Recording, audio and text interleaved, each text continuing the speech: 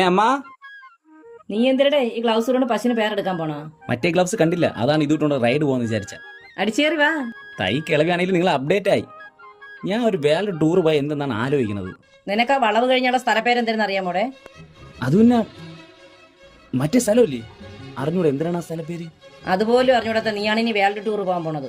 അതിനിപ്പോ എന്തേലും എന്റെ ഒരു മാപ്പ് ഉണ്ടെന്നേ. മാപ്പിന്റെ കാര്യം മാത്രം നീ പറയരുത്. ഇവിടെ നിന്ന് ആറ്റിങ്ങെ പോകാൻ പറഞ്ഞപ്പോ അച്ചൻകോവിലിൽ പോയി ഇറങ്ങിയാണ് നീ. അത് പിന്നെ ബസ്സിൽ നിന്ന് ഇറങ്ങിയ ചുമന്ന ബസ് സ്റ്റാൻഡിലായി പോയി. ഞാൻ തിരികെ ഇപ്പോഴും KSRTC ബസ് സ്റ്റാൻഡിനെ ചോപ്പ് ബസ് സ്റ്റാൻഡ് എന്ന് പറഞ്ഞാൽ നിന്നെ പറഞ്ഞിട്ട് കാര്യമില്ല. അത് തന്നെ എപ്പോഴും എന്റെ ഫൈനാൻസിങ് പറയണത്. എന്തൊരു കൂലി എടുത്തിട്ട് നീ ഫൈനാൻസ് ചെയ്യാൻ പോണു?